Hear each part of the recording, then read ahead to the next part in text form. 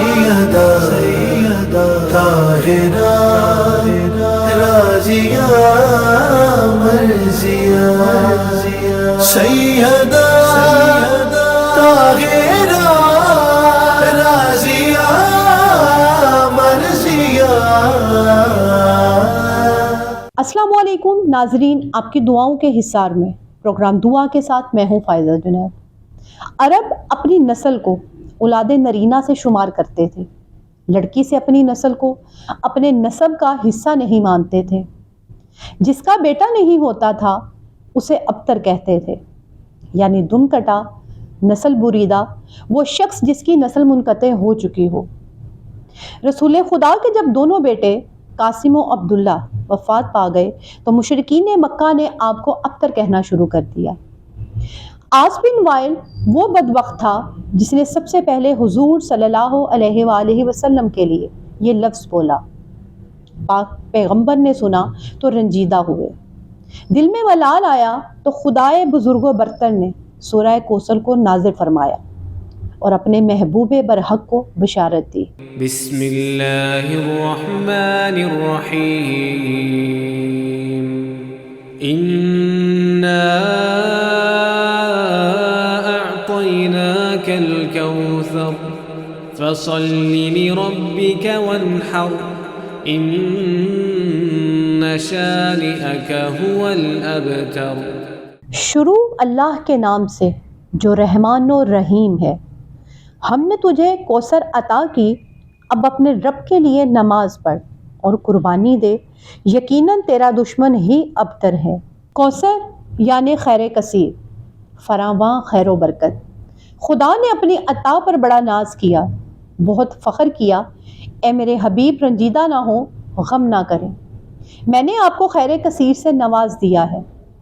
اب آپ نہیں، آپ کا دشمن ابتر ہے، آپ کا عدو نسل بریدہ ہے۔ لفظ کوثر قرآن میں صرف ایک بار آیا ہے۔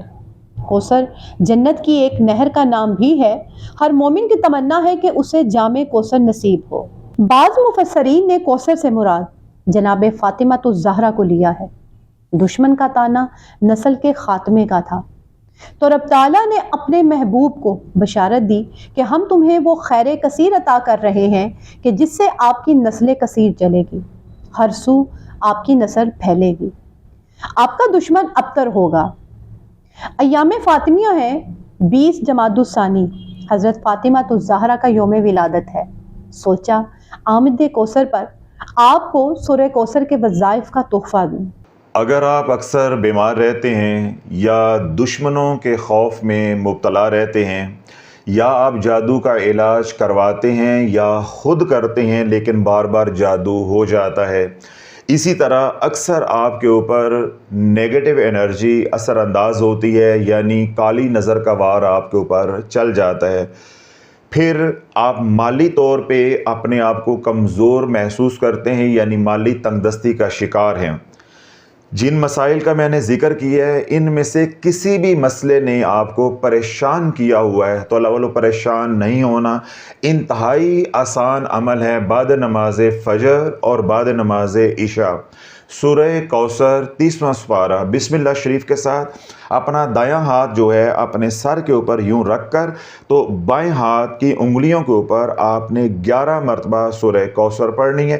بسم اللہ الرحمن الرحیم، انا اعطیناک الکوثر فصل لربک وانحر ان شانئک هو الابتر۔ یوں آپ نے 11 بار سورہ کوثر بسم اللہ شریف کے ساتھ اول و آخر ایک بار درود ابراہیم پڑھ لیں تو ٹھیک ہے، اگر وقت ہو۔ اگر وقت نہیں ہے تو آپ چھوٹا درود پاک یعنی درود اہل بیت بھی پڑھ سکتے ہیں۔ اللہم صلی علی سیدنا محمد و علی آل سیدنا محمد۔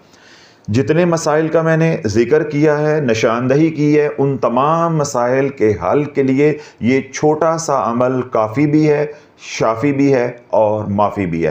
اس عمل کے ہوتے ہوئے آپ کو کسی اور عمل کی ضرورت نہیں ہے۔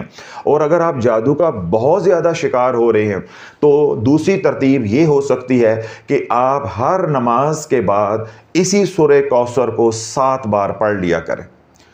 پہلی ترتیب جو میں نے بتائی ہے اس میں کیا ہے کہ 11 بار آپ بعد نماز فجر اور 11 بار بعد نماز عشاء پڑھیں گے۔ دوسری ترتیب یہ ہے کہ اگر آپ بہت زیادہ جادو سے متاثر ہیں، مال تنگ دستی کا شکار ہیں، قرض میں جکڑے ہوئے ہیں، گھر میں لڑائی جھگڑے ہیں، اکثر بیمار رہتے ہیں، اسی طرح آپ کو کسی کی نظر بہت زیادہ متاثر کرتی ہے، تو آپ ہر نماز کے بعد اس کو 7 بار بھی پڑھ سکتے ہیں۔ 2 ترتیبیں ہو گئی۔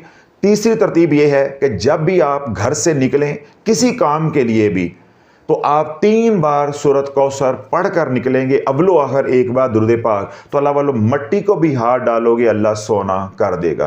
یہ دکھنے کو، کہنے کو، کرنے کو، سننے کو چھوٹا سا عمل ہے، لیکن اپنے اندر لامحدود فیض و برکات رکھتا ہے۔ آئمہ اہل بیت کی روایات میں آیا ہے کہ سورہ کوثر کو پنجگانہ نمازوں میں پڑھنا خیر و برکت کا سبب ہے۔ سورہ کوثر کا ایک مختصر وظیفہ یہ ہے کہ اول و آخر 9 مرتبہ درود شریف اور درمیان میں 9 مرتبہ سورہ کوثر بسم اللہ کے ساتھ تلاوت فرمائیں۔ پھر اس عمل کو سیدہ فاطمہ کو ہدیہ کریں اور بارگاہ خداوندی میں جناب فاطمہ الزہرا کے وسیلے سے حاجت طلب کریں۔ مختصر عمل ہے، حاجت پوری ہونے تک جاری رکھیں۔ سورہ کوثر کی تلاوت کے کچھ فائدے آپ کی خدمت میں بیان کر دوں۔ اگر انسان اپنی واجب نمازوں میں اور مستحب نمازوں میں انسان اس کو بجا لائے تو امام فرماتے خدا 2 فائدے، 2 نعمتیں اس کو عطا فرماتا ہے۔ ایک تو قیامت کے دن اسے خدا قیامت کی پیاس سے بچا لیتا ہے کوثر عطا کرتے ہوئے، اور خدا اسے جنت میں ختمیہ مرتبت کے جوار میں جگہ بھی دیتا ہے۔ تو جس سے وہاں جگہ چاہیے ہو وہ اپنی مستحب نمازوں میں، واجب نمازوں میں سورہ کوثر کی تلاوت کرے۔ عاملین نے سورہ کوثر کے درجنوں وظائف بیان فرمائے ہیں جو آزمودہ اور مجرب ترین ہیں۔ ولادت فاطمہ کے ایام ہیں، میں چاہتی ہوں اپنی ان بہنوں کو تحفہ دوں جن کی شادی ہونے والی ہے یا نئی ہوئی ہے۔ وظیفہ یہ ہے، اول و آخر 9 مرتبہ درود شریف، 118 مرتبہ بسم اللہ کے ساتھ سورہ کوثر پڑھیں۔ یہ وظیفہ لڑکی خود شب جمعہ کو کرے، پھر اس تلاوت و درود کو جناب خدیجہ الکبریٰ اور حضرت فاطمہ الزہرا کو ہدیہ کرے اور ان کے وسیلے سے ازدواجی خوشیاں، کامیابیاں اور نیک و صالح اولاد کے لیے دعا کریں۔ ازدواجی زندگی کو خوشگوار بنانے کے لیے جو اعمال اور کردار ضروری ہیں وہ ضرور ادا کریں، کیونکہ بغیر عمل کے کوئی وظیفہ، کوئی دعا نتائج آور نہیں ہوتی۔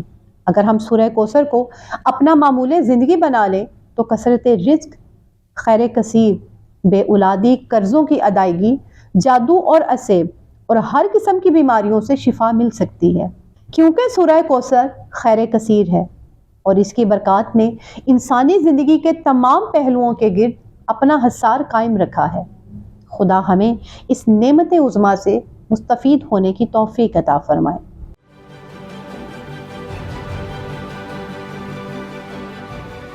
عکس، سچائیوں اور حقائق کا عکس۔